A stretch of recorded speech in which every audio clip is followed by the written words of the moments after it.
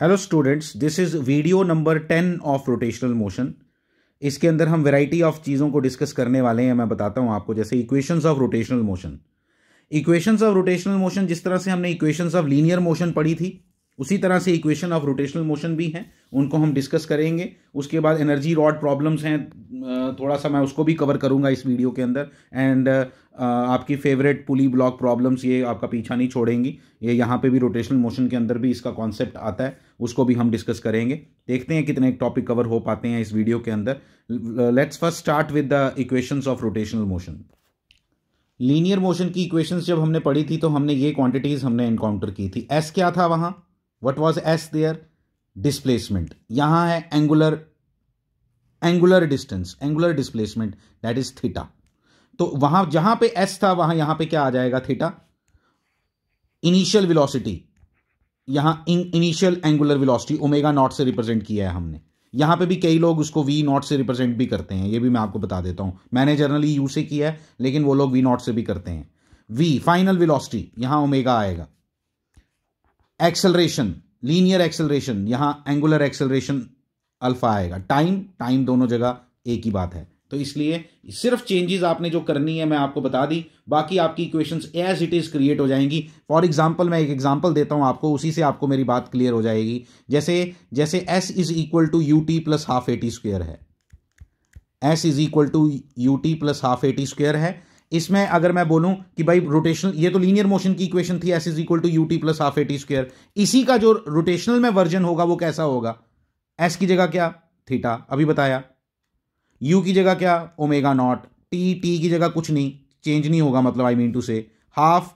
ए की जगह alpha, angular acceleration, T square. बन गई नई इक्वेशन। शक्ल देखने में लग रही है कि बिल्कुल अलग हमने पढ़ रहे हैं, लेकिन कितनी जल्दी क्रिएट हो गई। Nothing is difficult in it, nothing is difficult in it.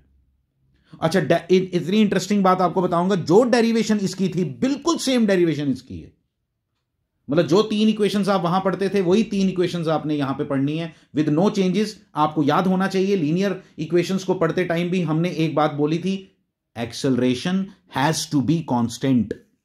Acceleration अगर कांस्टेंट नहीं है तो ये वाली इक्वेशंस वैलिड नहीं है। सिमिलरली रोटेशनल मोशन में भी इसी तरह की तीन इक्वेशंस आपको दिखाई देंगी। रोटेशनल मोशन में भी आपको इसी तरह की तीन इक्वेशंस दिखाई देंगी। वो तीन इक्वेशंस तब तक वैलिड हैं जब तक क्या? जब तक आपका एंगुलर एक्सेलरेशन कांस्टेंट है। ये बात हमने अपने दिमाग में बिठा देनी है, और उसके बेसिस पे ये छोटी सी चीज थी, बिल्कुल भी मुश्किल नहीं है। कोई मुश्किल नहीं आएगी आपको इसके क्वेश्चंस करने में भी। अगर आपको ये लीनियर वाले क्वेश्चन आते हैं तो ये वाले क्वेश्चन करने में भी आपको कोई तकलीफ नहीं होगी। मैं आपको वो करवाऊंगा भी और आपको बताऊंगा कि कितना सिंपल है ये सब। रोटेशनल मोशन की तीन इक्वेशंस आपको लिख के देता हूं, देखो कितनी सिंपल है। देखो रोटेशनल मोशन की तीन equation. v is equal to you plus A T, v is equal to you plus A t. देखो मैं बोलता क्या हूं, लिखता क्या हूं, आपको भी समझ आना चाहिए अब ये। Second equation, s is equal to U T plus half A T square, s is equal to U T plus half A T square. क्योंकि वो मुझे याद है ना, वो आपको भी याद होंगी। ये कौन याद बोलेगा इसको, theta is equal to omega nought t plus half? कौन याद रखेगा ये? जब वो याद है तो फिर ये अपने आप लिखा जाएगा। लास्ट इक्वेशन बोलना क्या है? V square minus u square, v square minus u square equal to twice a s. Oh sorry, twice a s. अरे ये बन गई तीन इक्वेशंस। कोई क्या मुश्किल लगा इसमें? कुछ भी मुश्किल नहीं है। इसी तरह से डेरिवेशंस भी इनकी बिल्कुल सेम है। अगर आपको वो तीन डेरिवेशंस आती हैं तो ये तीन डेरिवेशंस भी बड़े मजे से आ जाएंगी। सिलेबस के अंदर बड़ी क्लियरली मेंशन नहीं है कि इसकी डेरिवेशन करनी है या नहीं करनी है। पेपर में बड़ी खास आती नहीं है, ये आती लीनियर वाली है, रोटेशनल वाली नहीं आती। लेकिन मैंने कहा जब इतनी सी बात है तो इसको बताने में आपको क्या टाइम लगेगा। जिसका वो प्रिपेयर है उसका ये ऑटोमेटिकली प्रिपेयर हो जाएगा। जब आप रोटेशनल मोशन एक्सप्लेन करोगे ना, देखो मैं आपको बताता हूँ, आपने जब तैयारी करनी होती है ना फिजिक्स की, पूरी फिजिक्स की तैयारी करोगे तो आपने उधर ही लिख देना है कि रोटेशनल वाली भी साथ में ही प्रिपेयर कर ले भाई, साथ में ही प्रिपेयर कर ले। जब लीनियर वाली प्रिपेयर करेगा तो ये भी साथ साथ प्रिपेयर कर दे। मैं आपको दिखाता हूं अभी। This is the first equation. देखो इक्वेशंस ऑफ रोटेशनल मोशन, आपकी फर्स्ट इक्वेशन यहां लिखी है जो मैंने भी लिखी थी। फिर वही सब करना है। अल्फा इज इक्वल टू क्या? ए इज इक्वल टू क्या होता है? डीवी बाई डी टी होता है। तो अल्फा इज इक्वल टू क्या होगा? D omega by D T. वही लिखा है देखो। बस चेंजेस करो और वही आप एक बार कंपेयर करके देख लेना, ये 100% वही है, वही हमने लिखा था at t equal to 0 angular velocity is omega nought, at t equal to t omega velocity is final velocity. वहां हम यहाँ यू लिख रहे थे, यहाँ वी लिख रहे थे, अब चेंज करके आपने ओमेगा नॉट और वो लिखा है। वहां पे भी इंटीग्रेशन की थी, यहाँ पे भी इंटीग्रेशन करनी है। आप प्लीज इसको अंडरस्टैंड करोगे, मैं बिल्कुल भी टाइम नहीं इसमें वेस्ट करने वाला, ठीक है। तो आप इसको प्लीज देखोगे, बिल्कुल वो सेम चीजें हैं, मैंने यहाँ पे कर दिया हुआ है, आपको मिल जाएगा। तो इसको आप अच्छे से करके रख लो। मैं आपको दिखा देता हूं एक बार, देखो ये आपका पेज है, ठीक है, ये पेज है, इससे अच्छे से एक बार अपने हाथ से लिखोगे। अगर आपको वो नहीं आती है फिर ये नहीं आएगी, इसलिए आपने वो तो प्रिपेयर करनी है, वो तो बहुत इंपॉर्टेंट है, वो तो बहुत ही इंपॉर्टेंट है, वो पेपर में आएगा ही आएगा बोर्ड में। मैं 100% गारंटी दे सकता हूं कि उसकी कोई ना कहीं ना वो दर्शन जरूर देगा, 3 नंबर में, 5 नंबर में, 2 नंबर में, उसके दर्शन होने ही होने हैं। समझ आई बात? तो इसलिए वो तो करना ही करना है हमने। जब वो करना है तो उसके साथ ही ये भी प्रिपेयर कर लेना है, अपने पास लिख के रख लेना है। ये कुछ नहीं लिखना कॉपी पे, आपने सिर्फ जहां पे लीनियर इक्वेशन जब प्रिपेयर करोगे, और अभी मैं कहूंगा कि कोई प्रिपेयर करने की नीड नहीं है, अभी कुछ प्रिपेयर करने की नीड नहीं है। जब लीनियर इक्वेशंस प्रिपेयर कर रहे होगे, वो 3 इक्वेशंस, उसके साथ ही लिख देना कि भाई इसमें ये चेंजेस करो, तो अपने आप वो ड्राइव हो जाता है। दैट्स इट, कुछ नहीं करना। इक्वेशन याद करनी तो मैंने आपको सिखा दी, ठीक है, इक्वेशन याद करनी तो सिखा दी, तो डेरिवेशंस भी बिल्कुल वही हैं, एक इतना सा भी डिफरेंस नहीं है, आपको बता देता हूं। सेकंड इक्वेशन भी देख लो आप, हर चीज वैसी ही है। ये देखो इसकी सेकंड, एक और पेज है इसका, जिसके अंदर हमने थर्ड इक्वेशन भी लिखी हुई है, v square minus u square equal to twice a s. ये सब भी वैसे ही प्रूव की है आप, क्योंकि अभी आपको याद नहीं होगा तो इसलिए अभी आपको लग रहा होगा कि ये थोड़ा डिफिकल्ट लग रहा है, लेकिन आपने करना इसको वैसे ही है। मैं आपको पहले ही बार बार बता रहा हूं, ये आपको बिल्कुल इसको वैसे ही प्रिपेयर करना है। आप इस बात को अंडरस्टैंड कर लो, लीनियर मोशन के साथ रोटेशनल मोशन के पढ़ने का मैंने आपको बोला था, this is one of the toughest, क्या है, this is the toughest chapter of full physics, 11th और 12th इंक्लूड करके बोल रहा हूं मैं। तो this is the toughest of all the chapters. तो इसीलिए हम कुछ चीज़ें जो इजी हैं उनके ऊपर बात कर रहे हैं। मोमेंट ऑफ इनर्शिया में आपको कोई खास डिफरेंस नहीं, कोई ज़्यादा प्रॉब्लम नहीं आनी चाहिए, लेकिन कुछ चीज़ें इसमें हैं डिफिकल्ट। जब हम रॉड वाली प्रॉब्लम्स करते हैं, नॉर्मल रिएक्शंस निकालते हैं, फिर आगे अभी कंबाइंड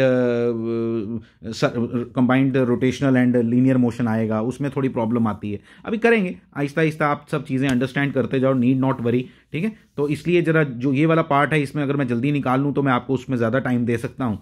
तो ये सब आप अच्छे से कर लो, ठीक है। मैं अब एक और चीज़ दिखाता हूँ आपको, कुछ चीज़ें इंपॉर्टेंट इसमें। एक इजी चीज़ क्या है, मैं अभी क्या एक्चुअली बात कर रहा था जहाँ मेरी कट गई मेरे दिमाग से, कि डिफिकल्ट तो है लेकिन एक फ़ायदा जरूर है इस चैप्टर के अंदर। क्या कि आपको कोई फॉर्मूला इसमें लगभग नया नहीं है, इसमें कोई खास नए फॉर्मूले नहीं है। आप सिर्फ याद कर लो कि लीनियर मोशन में ये होता था, फिजिकल टू एम ए होता था, एफ की जगह यहां क्या आएगा, टॉर्क आएगा, एम की जगह यहां क्या आएगा, मोमेंट ऑफ इनर्शिया आएगा, ए की जगह यहां क्या आएगा, अल्फा आएगा। दैट्स इट, वो चेंज कर लो, फॉर्मूला तैयार हो गया। F physical to m a तो हमें भूलता नहीं है, तो ये भी नहीं भूलेगा सिमिलरली, ठीक है। ये देखो इसको, इसमें मैंने कंपैरिजन लिखा हुआ है कि लीनियर और रोटेशनल मोशन। लीनियर मोशन की हर चीज, डिस्प्लेसमेंट एक्स से रिप्रेजेंट करते हो या एस से रिप्रेजेंट करते हो, व्हाटएवर यू वांट टू से, ठीक है। यहां पे एंगुलर डिस्प्लेसमेंट आएगी theta, mass M, moment of inertia I, v is equal to D X by D T लिखते थे, यहां पे omega is equal to D theta by D T लिखना है। यहां पे हम acceleration is equal to D V by D T लिखते थे, यहां पे हम alpha is equal to D omega by D T लिखेंगे। F is equal to m A, tau is equal to I alpha. Linear momentum, angular momentum अभी हमने पढ़ा नहीं है, ये नेक्स्ट वीडियो में मैं एंगुलर मोमेंटम ही देने वाला हूं आपको, ठीक है। लीनियर मोमेंटम क्या, पी इज इक्वल टू क्या, एम वी। एंगुलर मोमेंटम को एल से रिप्रेजेंट करते हैं, ठीक है। L is equal to, m की जगह क्या लिखेगा, आई, वी की जगह क्या लिखोगे, ओमेगा, हो गया। काइनेटिक एनर्जी का फॉर्मूला क्या है, E is equal to kinetic energy के लिखते थे हम, ठीक है। इसमें आई लिखा हुआ है, आई नहीं लिखना, हम के लिखते हैं, ठीक है। के इक्वल टू क्या लिखेंगे, हाफ एम वी स्क्वायर। तो रोटेशनल काइनेटिक एनर्जी किसके बराबर होगी, ये होगी काइनेटिक एनर्जी लीनियर मोशन। तो क्या फॉर्मूला होगा, हाफ एम की जगह आई, वी की जगह ओमेगा। देख लो, आप मेरे को बोलने की जरूरत ही नहीं, आप खुद लिख सकते हो। पावर का फॉर्मूला क्या होता है, फोर्स इंटू वेलोसिटी, ठीक है। फोर्स इंटू वेलोसिटी, फोर्स की जगह क्या लिखोगे, टॉर्क, वी की जगह क्या लिखोगे, ओमेगा। तो कोई आपको पूछ ले पावर कैलकुलेट करो यार इसमें रोटेशनल मोशन में, तो अब हमें तो पावर का फॉर्मूला याद नहीं है। तो पावर का फॉर्मूला मुझे लीनियर मोशन का याद होता है, क्या होता है वो, फोर्स इंटू वेलोसिटी। तो फोर्स की जगह क्या लिख दोगे, टॉर्क, वेलोसिटी की जगह क्या लिख दोगे, omega, angular velocity, that's it. तो कोई इसमें मुश्किल नहीं है, ये कंपैरिजन का टेबल आपने याद कर लेना है। आपके सिलेबस में पर्टिकुलरली ये मेंशन्ड है, comparison of linear and rotational motion, तो इसलिए ये भी कोई साथ में प्रिपेयर करने में आपको डिफिकल्टी आनी नहीं चाहिए। ये कुछ क्वेश्चंस हैं मैं जिनको जल्दी जल्दी डिस्कस करने वाला हूँ। जल्दी क्यों करने वाला हूँ मैं आपको बताता हूँ कि इसका कॉन्सेप्ट पूरा का पूरा वही उन्हीं इक्वेशंस को यूज़ करके ये क्वेश्चन निकलते हैं और कॉन्सेप्ट भी वही यूज़ होता है जो हमने फर्स्ट चैप्टर में पढ़ा होता है। तो मैं पढ़ता हूँ। ए ग्राइंड स्टोन, चक्की, ठीक है, ग्राइंड स्टोन मीन चक्की, has a constant acceleration of, क्या यूनिट देख लो। आप बोलोगे मुझे कैसे पता चलेगा सर एंगुलर एक्सेलरेशन है या लीनियर एक्सेलरेशन है इसकी ग्राइंड स्टोन की। यूनिट देख भाई, कांस्टेंट एक्सेलरेशन ऑफ 4 रेडियन पर सेकंड स्क्वायर लिखना चाहिए था, इसने गलत लिखा हुआ है, ये बुक की गलती है, स्क्वायर आना था यहां। स्टार्टिंग फ्रॉम रेस्ट, देखो जी, स्टार्टिंग फ्रॉम रेस्ट यानी कि initial angular velocity is equal to 0, ठीक है। अच्छा, find the angular speed of the grindstone 2.5 seconds, यानी टी दिया हुआ है कितना 2.5 सेकेंड्स, टी कितना दिया है 2.5 सेकेंड्स। अच्छा, कांस्टेंट एक्सेलरेशन ऑफ, एक्सेलरेशन दिया अल्फा कितना 4, ये इसको भी लिख दो रेडियंस पर सेकेंड, और इसको क्या लिखोगे 4 रेडियन पर सेकेंड स्क्वायर, ठीक है। जब पर डालते हो फिर माइनस नहीं डालना होता, ठीक है। ये आ गया, क्या निकालना भाई, ओमेगा निकालना है। v is equal to you plus A t, v is equal to you plus A t, कहानी खत्म, सब कुछ दिया हुआ है। ओमेगा 0 दिया है, अल्फा की वैल्यू आपको दी हुई है, टाइम की वैल्यू दी हुई है, ओमेगा निकल जाएगा, आंसर आपके सामने लिखा हुआ है, कहानी खत्म। ये जो आंसर है भी इधर क्या 4 इंटू 2.5, 4 इंटू 2.5 कितना होता है 10, आंसर आ गया 10, ये लिखा हुआ है 10, तो खत्म हो गया क्वेश्चन। देख के आंसर आना चाहिए था आपको ये। Next question, the speed of a motor increases from, ये दिखाने वाली बात है आपको, इंक्रीजेस फ्रॉम 600 आरपीएम। आरपीएम क्या होता है, रोटेशंस पर मिनट, लेकिन हम तो आरपीएम में नहीं लिखते, हमारी स्पीड तो आरपीएम में नहीं होती, हमारी स्पीड तो रेडियंस पर सेकंड में होती है। तो आओ जरा देखें क्या कन्वर्जन होगा इसका। मैं कॉन्सेप्ट बताता हूं, बाद में फॉर्मूला याद रख लेना, मैं कॉन्सेप्ट बताता हूं पहले। 1 रोटेशन मींस, पहली बात बताओ, एक रोटेशन का मतलब 1 रोटेशन, सेकंड क्वेश्चन नहीं, 1 rotation means 2 pi radiance. Concept बड़ी जबरदस्त चीज होती है, एक डायरेक्ट फॉर्मूला जिससे कन्वर्ट हो जाएगा, लेकिन फॉर्मूले कितने याद रखने हैं यार, और कब तक याद रखने हैं। एक बात बड़ी क्रूशल याद रखो हमेशा, ये कोई एक ही पढ़ाई नहीं है, ये पढ़ाई पता नहीं कब तक चलती रहती है। इसलिए जब हम पढ़ रहे हैं तो एक ही फोकस होना चाहिए, भाई मैं सीख रहा हूं और मैं दिन ब दिन बेटर बनना चाहता हूं, बेटर बनना चाहता हूं, आई मीन टू से कि हमें सीखना है। मैं सीखने के पॉइंट ऑफ व्यू से ही बोलूंगा, मैं कोई स्पिरिचुअल लेक्चर नहीं देना चाहता कि आप अपने उस तरह से बेटर बनना है। मेरा कंसर्न है कि आप जब भी सीखो तो इस पॉइंट ऑफ व्यू से, ये मत सोच के सीखो पता नहीं पेपर में आता भी है नहीं है, सर पता नहीं क्या पढ़ा रहे हैं, नीट में तो इतना हाई लेवल आता नहीं है, पता नहीं क्या हो रहा है, जो नीट वाले हैं। तो वो ये माइंडसेट होता है कई बार, हम लगता है नहीं यार इंटीग्रेशन तो इतनी डिफिकल्ट होती नहीं है हमारे लिए। अरे भाई सीखते जाओ ना, it will help you, it will certainly help you. आपको नहीं मालूम है कि आपने आगे जाके क्या बनना है, ये मैं आपको बता देता हूं, नोबडी नोज। मुझे खुद को भी नहीं पता था कि मैंने पढ़ाना है, मैं आपको ये बता देता हूं, मेरे को खुद को भी नहीं मालूम था कि मैं आज की डेट में आप लोगों को फिजिक्स पढ़ा रहा हूँ। तो इसलिए जब कॉन्सेप्ट, मेरे बेसिक्स मेरे क्लियर हैं तो मुझे कहीं लाइफ में प्रॉब्लम नहीं आती है। किसी भी जगह तुम अपने आप को एडजस्ट कर पाओगे, लेकिन रटेबाजी करोगे तो उससे नहीं पता चलेगा। तो मैं क्यों आपसे छोटी सी बात की, इसलिए कि देखो 1 रोटेशन मींस 2 पाई रेडियंस, ठीक है जी। तो यहां पे कितनी रोटेशंस हैं 600, कितनी देर में 1 मिनट में, लेकिन मैं तो रेडियंस पर सेकंड में आंसर निकालना चाहता हूं। तो आरपीएस कितना हो गया पहले ये बताओ, 10 आरपीएस हो गया, 60 से डिवाइड कर दो। अरे 1 मिनट में 600 रेवोल्यूशन है तो 1 सेकंड में कितनी होंगी, अब ये भी नहीं आता तो फिर तो गड़बड़ है ना। तो 10 आएगा आंसर। तो 10 रोटेशन मींस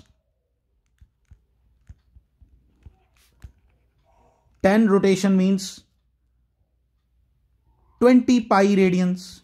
कैसे आ गया भाई 20 पाई, 10 से मल्टीप्लाई किया 2 पाई को, तो 20 पाई रेडियंस। तो 10 रोटेशन कितनी देर में हो रही है 1 सेकंड में, यानी वेलोसिटी क्या, ओमेगा क्या आ गया, ओमेगा आ गया 20 पाई रेडियन पर सेकेंड, ये ओमेगा आ गया।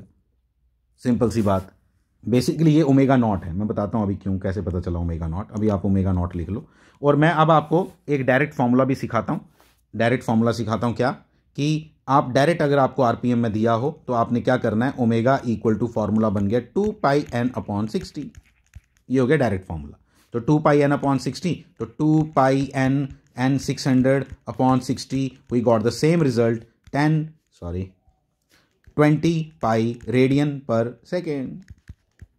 तो बहुत बार आरपीएम में दिया होगा, आरपीएम से आपको कन्वर्ट करके क्या बनाना पड़ेगा। आपको मालूम है, आप फैन भी कभी कभी अपना फैन खोल के देखोगे ना, सॉरी खोल के नहीं, ऐसे नीचे उतार के देखोगे तो उसकी स्पीड्स वगैरह जो लिखी जाती हैं, आपकी गाड़ी की इंजन की स्पीड जो लिखी जाती है, आपके मोटर की स्पीड जो लिखी जाती है, वो जनरली वो लोग आरपीएम में लिखना पसंद करते हैं। टेक्निकली वो रेडियंस पर सेकंड में लिखना पसंद नहीं करते, वो आरपीएम में लिखना पसंद करते हैं कि एक नॉर्मल बंदे को भी ये बात समझ आ जाए। जब मैं बोलूँगा ना मेरे फ़ैन की स्पीड 500 रेवोल्यूशंस पर मिनट है, तो आपको पता चलेगा, आपको फील आएगा, हाँ यार 1 मिनट में ये 500 बार घूम जाता है। अब मैं रेडियन बोलूँगा 100 पाई रेडियन पर सेकेंड है, तो उसको फील नहीं आएगा कि भाई ये क्या बोल रहा है, 100 पाई का क्या मतलब हुआ। तो इसलिए थोड़ा सा इन चीज़ों के लिए, इसलिए टेक्निकली बहुत बार हम लोग कुछ ऐसी लैंग्वेज यूज़ कर जाते हैं, but we have to deal with the SI units, इसलिए हमें रेडियंस पर सेकंड में इसको कन्वर्ट करना पड़ेगा as far as numericals are concern.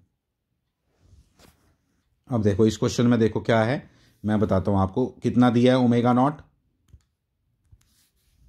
Second question में लिख देता हूं, क्या ओमेगा नॉट की वैल्यू कितनी है, 600 आरपीएम, जो हमने अभी कैलकुलेट किया कि 20 पाई रेडियंस पर सेकेंड। रहने दो यूनिट लिखना, आप बस ऐसे लिखो क्योंकि आप न्यूमेरिकली करना है ना, एंड में लिख देंगे unit. Omega equal to 1200, double है, सीधा सीधा कॉमन सेंस लगाओ, वो 40 आएगा। ठीक है, कॉमन सेंस बड़ी इंपॉर्टेंट है। तो टाइम 20 सेकेंड्स, ठीक है, टाइम 20 सेकेंड्स। तो क्या रहा यार, सब कुछ तो दिया हुआ है। अब आपको क्या निकालना है, एंगुलर एक्सेलरेशन बोला है, एंगुलर एक्सेलरेशन निकालना कौन सी बड़ी बात है। v is equal to you plus A t. मैं ऐसे ही करता हूँ, मैं बोलता कुछ और हूँ, लिखता कुछ और हूँ। वो आपको समझ आ गया मैंने क्यों लिखा ऐसा, क्यों बोला ऐसा और लिखा ऐसा, क्योंकि वो मुझे रटा हुआ है। रटा मैंने मारा नहीं है, रट गया है, क्योंकि हमने यूज़ बहुत बार किया है। इस बात को अंडरस्टैंड करना जो मैं बार बार आपसे बोलता हूँ। तो अल्फा यहाँ से निकल गया, अल्फा इज इक्वल टू क्या आएगा, अल्फा इक्वल टू आएगा omega minus omega naught upon T. तो अल्फा निकल गया। अल्फा निकलते ही उसने बोला how many revolutions does it make. ये इंटरेस्टिंग है, आपको अच्छे से सिखाता हूं। How many revolutions does it make during this time. इस टाइम में वो कितना चलेगा, मैं बोल दूं ऐसे। रेवोल्यूशंस तो निकाल ही लेंगे ना, रेवोल्यूशन मैंने अभी बताया आपको, रिलेशन 1, लेकिन हमने निकालना क्या है, हमने निकालना है थीटा। कितना चला वो, कितना चला इज थीटा, थीटा चला कितना वो निकालना है। तो theta is equal to s is equal to U T plus half A T square, s is equal to U T plus half A T square. T आपको गिवन है, alpha आपने अभी निकाल लिया, ठीक है। यहां से निकालोगे तो थीटा की वैल्यू आपके पास आ जाएगी। करना पड़ेगा मुझे लगता है ना, तो करना पड़ेगा, तो फिर निकालो थीटा भी। तो ये अल्फा की वैल्यू मैं यहां से उठा रहा हूं, मैं मान रहा हूं कि आपने कर लिया, ठीक है। तो जरा इसको एक काम करते हैं, ओमेगा नॉट 20 पाई, 20 इंटू 20 400 है ना, 20 सेकेंड्स है ना, तो 400 pi plus half pi into T square 400।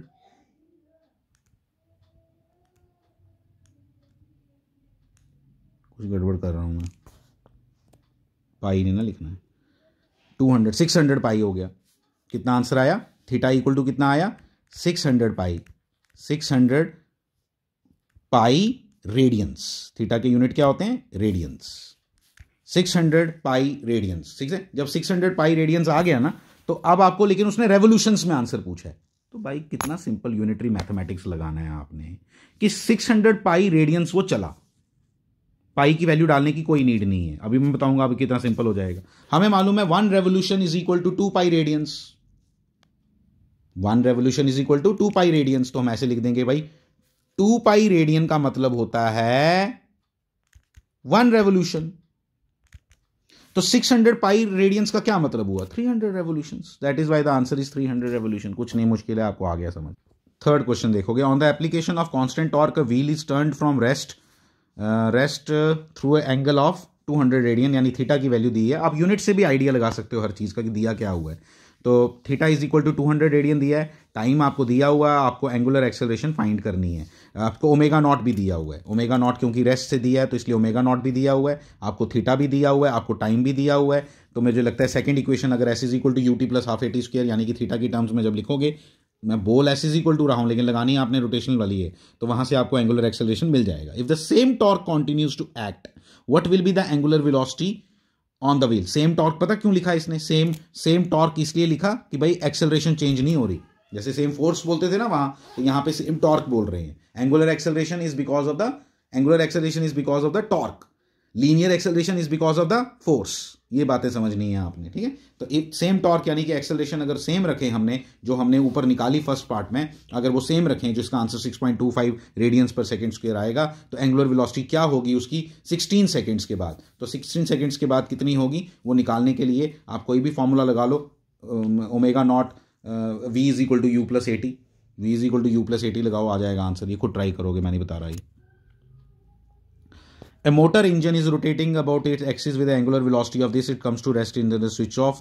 ठीक है, assuming the constant deceleration. Obviously deceleration हो रही है, यहाँ ब्रेक लग रही है, रुक जाना है उसने, कुछ नहीं है इसमें। Calculate the number of revolutions made, कुछ नहीं है, कुछ नहीं है, सिंपल आंसर है इसका। मैं बता देता हूँ, ओमेगा इक्वल टू 0 है इसमें, और omega nought equal to 100 RPM है। 100 RPM, 100 RPM, 100 RPM, ये ले भाई 100 RPM। 100 RPM को हमने रेडियंस पर सेकंड में कन्वर्ट कर लिया। ओमेगा नॉट आपको गिवन है, ओमेगा की वैल्यू 0 है, क्योंकि अल्टीमेटली ये रुक रहा है, जैसे ब्रेकिंग में हम करते थे। तो कुछ नहीं है इसमें, खुद करोगे, मैं कुछ नहीं बता रहा। A car is moving at a speed of 72 kilometre per hour, the diameter of the wheels, ये सीखने वाला है, ये सीखने वाला है, क्योंकि अब किलोमीटर पर आवर में आ गया। इस क्वेश्चन के अंदर आप लोगों ने ये 72 किलोमीटर पर आवर दिया है, इसको कन्वर्ट कर लिया मैंने मीटर पर सेकंड में, 5/18 से मल्टीप्लाई करके ये बन गया 20 मीटर पर सेकंड। फाइन।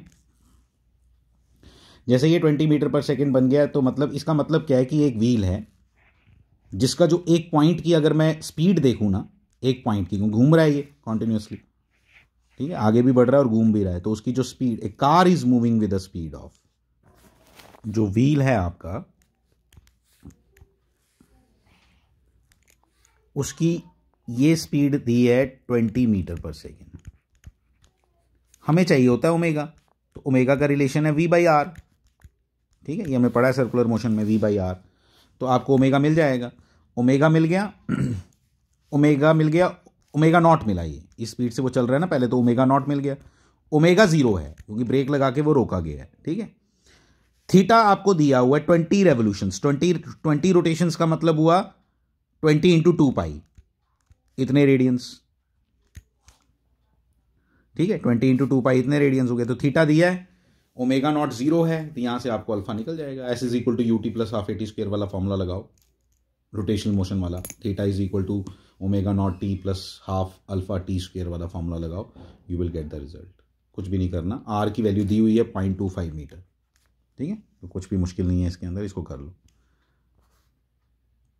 ये 6th क्वेश्चन है, fly wheel slow down at the rate of this time. कुछ नहीं है इसमें, आपको आना चाहिए, आरपीएम को कन्वर्ट करना वगैरह सब सिखा दिया मैंने। ये ट्राई करो, खुद आएगा आपको, ट्राई करो, खुद आएगा आपको, कुछ नहीं है मुश्किल इसके अंदर, कुछ नहीं है। 22 सेकेंड्स आंसर है इसका, मिल नहीं रहा ना यहाँ, मैं आपको दिखा देता हूँ, 22 सेकेंड्स आंसर है इसका, ठीक है, ट्राई करो। एनर्जी रॉड प्रॉब्लम्स आकी नेक्स्ट प्रॉब्लम आ गई हैं अभी, ठीक है। इसके अंदर आपको एक रॉड गिवन है जिसका मास m है और लेंथ l है। बोला गया है कि जब ये यहाँ से रिलीज की गई, it is release from this position, released from this position, hinge कहाँ है वो आपको दिखा है। When it is release from this position and when it attains a vertical position, उस समय इसकी ओमेगा की वैल्यू क्या होगी। इतनी बात हमने अंडरस्टैंड करनी है कि यहाँ पे अल्फा सेम नहीं रहता है। मैंने पहले भी आपसे बात की थी कि अल्फा यहाँ कांस्टेंट नहीं है, इसलिए हम यहाँ पे वो कॉन्सेप्ट नहीं लगा सकते जो हम अभी तक सीख रहे थे, क्योंकि वो वाली इक्वेशन सिर्फ कब एप्लीकेबल है, जब आपका अल्फा जो है वो कांस्टेंट रहता है। अल्फा यहाँ बिल्कुल भी कांस्टेंट नहीं है। अगर आपको क्लियर नहीं है तो आप पुरानी रॉड वाली प्रॉब्लम्स देख सकते हो, वहां पे हमने 37 डिग्री पे भी अल्फा निकाला हुआ है, हॉरिजॉन्टल पोजीशन पे भी अल्फा निकाला हुआ है, और दोनों जगह आपका अल्फा जो है वो डिफरेंट आया। इसका मतलब ये हुआ कि अल्फा नेवर रिमेन सेम, इसमें कभी भी अल्फा जो है वो सेम नहीं रहता है, ठीक है। तो अल्फा की वैल्यू सेम नहीं रहेगी, तो अल्फा की वैल्यू अगर सेम नहीं रहेगी तो इसका मतलब ये हुआ, अल्फा की वैल्यू अगर सेम नहीं रहेगी तो इसका मतलब ये है कि हम इसमें वो वाले फॉर्मूला नहीं लगा सकते। फिर इसको करना कैसे है, इसको हम एनर्जी कंजर्वेशन के मेथड से सॉल्व करते हैं। ऐसी प्रॉब्लम्स को आपने अंडरस्टैंड करना है, थोड़ा याद रख लेना है कि इस प्रॉब्लम को हम एनर्जी कंजर्वेशन से ही सॉल्व कर सकते हैं, जहां पे हम देखेंगे इनिशियल मैकेनिकल एनर्जी कितनी है और फाइनल मैकेनिकल एनर्जी। आपको बोला यहाँ पे क्या है कि जब ये रॉड वर्टिकल हो जाएगी, अभी हॉरिजॉन्टल है, बिल्कुल वर्टिकल हो जाएगी, तो उस इंस्टेंट पे बताओ उस इंस्टेंट पे बताओ कि यहाँ पे क्या एंगुलर वेलोसिटी होगी और रिएक्शंस भी फाइंड करनी है। तो ये रॉड जब वर्टिकल होगी तो इसका मतलब ऐसा हो गया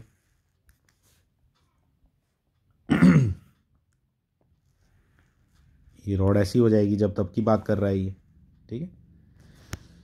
तो तब की बात कर रहा है तो पहले एक काम करते हैं, हम इक्वेशन लगा लेते हैं। हम इक्वेशन लिख लेते हैं। क्या लिखेंगे यहाँ पे? हम लिख लेंगे ये इसका सेंटर ऑफ मास है, ये इसका सेंटर ऑफ मास है जहाँ पे mg एक्ट करता है, जहाँ पे फोर्स है आपकी mg, आपको पहले भी बताया हुआ मैंने, ठीक है। तो वो m कहाँ पहुँच जाएगा? यहाँ पहुँच जाएगा, यानी कि उसने कितनी हाइट नीचे आया। देखो ऐसे देखेंगे ना, पहले यहाँ था इस पोजीशन पे, अब यहाँ इस पोजीशन पे आ गया, कितनी हाइट नीचे आया? L/2। कितना नीचे आया? L/2। तो इसका मतलब ये हुआ कि अगर तो मतलब उसकी पोटेंशियल एनर्जी किस में कन्वर्ट हो जाएगी? काइनेटिक एनर्जी में, ठीक है। तो इस पोजीशन पे तो उसको हमने रिलीज किया है, तो यहाँ पे काइनेटिक एनर्जी तो बिल्कुल नहीं थी, सिर्फ पोटेंशियल एनर्जी थी। कितनी? mgh। वो सारी की सारी कन्वर्ट होके क्या बन गई? वो सारी की सारी कन्वर्ट होके क्या बन गई? Rotational kinetic energy. Rotational kinetic energy is ½ I omega square. ½ I omega square. I की वैल्यू क्या है? आई की वैल्यू है, आई की वैल्यू आपको कितनी बार बता दिया? ml² 3। कहाँ से हिंज्ड है? उसके अकॉर्डिंग ml² 3। तो जब आप इसका ओमेगा कैलकुलेट करोगे, that comes out to be 3g/L। 3g/L।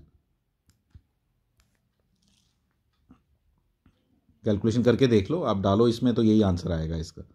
3g/L omega की वैल्यू, √3g/L। ओमेगा नहीं, ये ओमेगा स्क्वायर लिख दिया था मैंने पहले, ठीक है। तो √3g/L जब इसका कैलकुलेट करोगे आप, तो इतनी इसकी वैल्यू आएगी रेडियंस पर सेकेंड। चेक कर लेना आप, ये इसका ओमेगा की वैल्यू आएगी जिस समय ये वर्टिकल हो जाएगा। क्या किया हमने? सारी की सारी पोटेंशियल एनर्जी जो है वो रोटेशनल काइनेटिक एनर्जी में कन्वर्ट हो गई।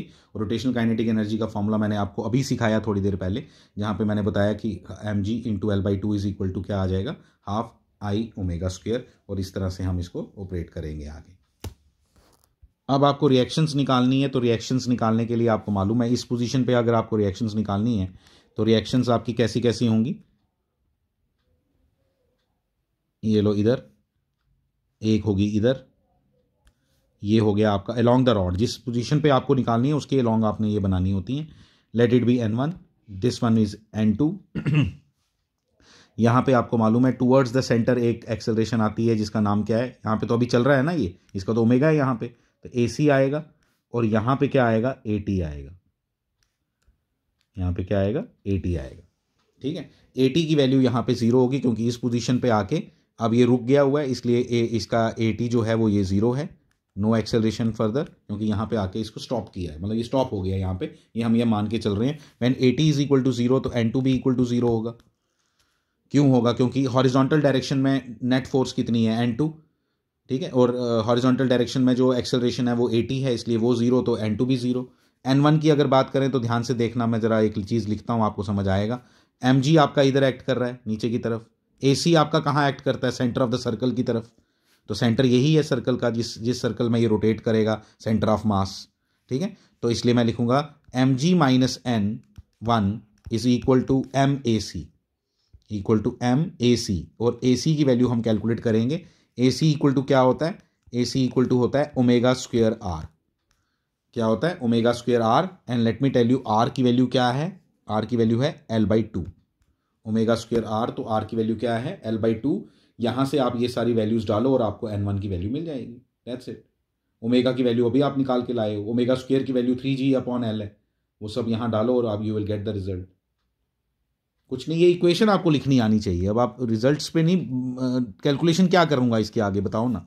क्या AC मैंने आपको ये बता दिया, ओमेगा की वैल्यू पहले निकाल के दे दी हुई है ω², वो भी मैं आपको बता देता हूँ कितना है, 3g/L। वो 3g/L है ω², ठीक है। तो ω² की वैल्यू 3g/L डालोगे, L कैंसिल हो गया, 6g बन गया, ये 6g, ठीक है। तो 6g बन गया आपका AC डालो इधर तो आंसर आ जाएगा आपका n1 का। नथिंग डिफिकल्ट, 6g ये आंसर लगभग कुछ जो भी आता है वट एवर जो भी आता है उसको निकाल के रख लो, ठीक है, जो भी इसका रिजल्ट आता है उसको निकाल के रख लो। देखो ये वही सेम क्वेश्चन है, मैं कुछ नहीं लिखवा रहा, as shown in the figure जो आपको दिखाई दे रहा है। इसके अंदर आपको फिर से रॉड जब वर्टिकल हो जाएगी तो आपको रिएक्शंस भी निकालने हैं और ओमेगा भी निकालना है। बहुत सिंपल क्वेश्चन है, इसको खुद ट्राई करोगे। इस पॉइंट पे इसका मोमेंट ऑफ इनर्शिया आपको निकालना आता है, ठीक है। सिर्फ इसमें पता क्या, मैं आपको थोड़ा सा हिंट दे देता हूं कैसे करेंगे हम इसको। इसमें क्या है कि जो इसकी ये वर्टिकल जब हो जाएगी ना रॉड, जब ये रॉड वर्टिकल हो जाएगी तो होगा क्या, जो आपका सेंटर ऑफ मास है वो चला कितना, वो इस बार L/2 नहीं चला है, इस बार वो यहां से यहां तक चला है, क्योंकि वो पहले इतना नीचे है।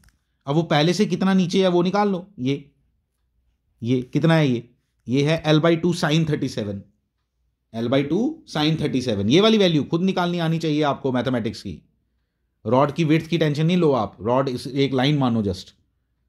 तो ये 37 डिग्री है, ये L/2 है, तो ये कितना होगा L/2 sin 37, ठीक है। तो यानी कि ये वाला डिस्टेंस कितना होगा, ये जो अल्टीमेटली आपका जो सेंटर ऑफ मास चल के आया, मतलब कितनी हाइट गिरा वो, ठीक है, उतनी उसने पोटेंशियल एनर्जी लूज की।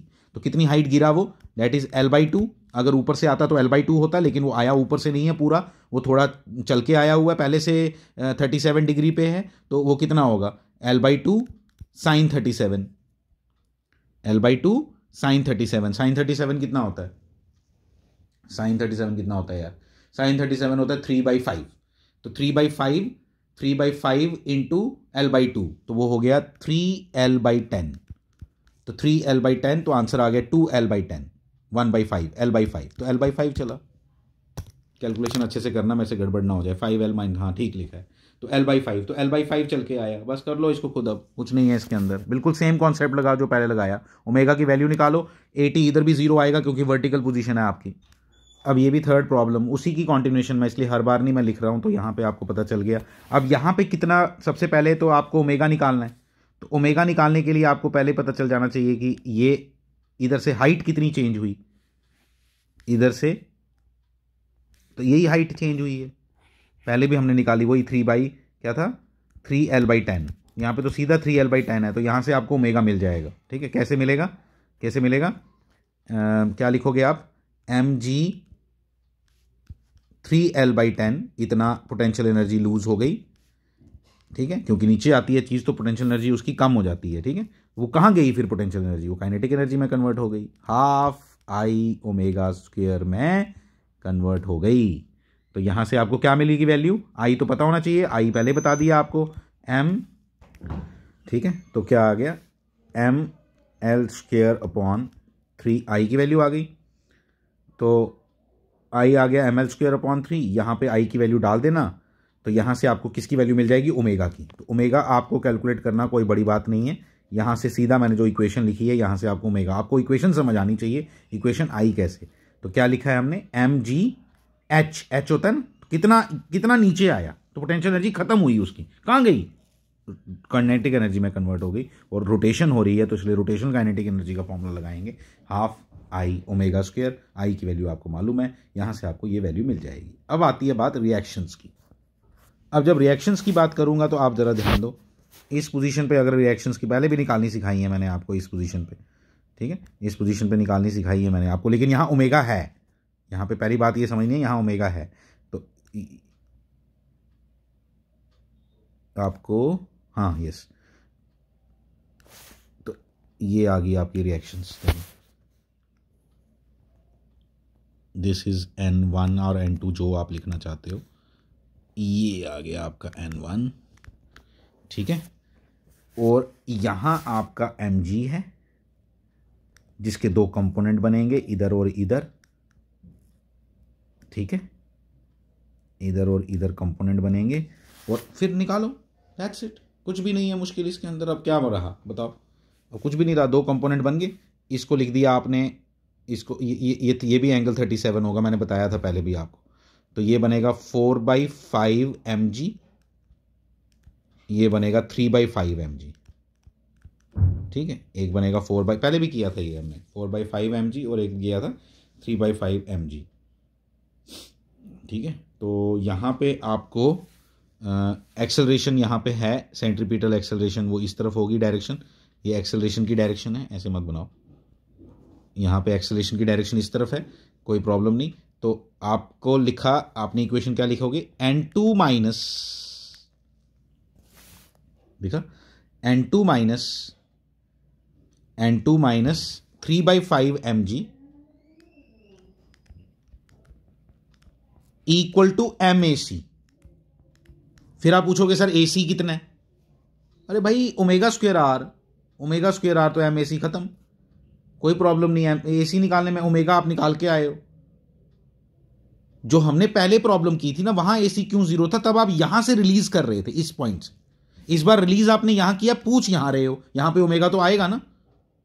अच्छा 80 0 है क्योंकि हमने माना कि यहां पे आके ये रुक गया, तो अभी इसके इस इंस्टेंट पे यहां पे एक्सेलरेशन तो 0 है, 80, तो 80 0 है। अब 80 0 है तो n2 net acceleration, net force in this direction, ये वाली डायरेक्शन में, तो n2 माइनस 3/5 mg। अब यहां 3/5 mg माइनस n2 लिखो या ये लिखो, इक्वल टू तो 0 ही करना है, तो इक्वल टू 0 करना है, तो आंसर आ गया n2 इक्वल टू 3/5 mg। तो ये सारी कहानी है, कुछ नहीं मुश्किल इसके अंदर। ये हम लास्ट टॉपिक नहीं कवर कर पाए, जो मैंने सोचा था, लिखा तो मैंने था, लिख दिया है वहाँ पे कि हम यहाँ पे थर्ड टॉपिक वो भी कवर कर रहे हैं, कौन सा मैंने बताया था, पुली ब्लॉक, लेकिन वो अब नेक्स्ट वीडियो में ही हो सकता है। तो नेक्स्ट वीडियो के अंदर हम पुली ब्लॉक प्रॉब्लम्स को डिस्कस करेंगे और उसके साथ ही एंगुलर मोमेंटम जैसा इंपॉर्टेंट टॉपिक भी डिस्कस करेंगे। Thank you very much.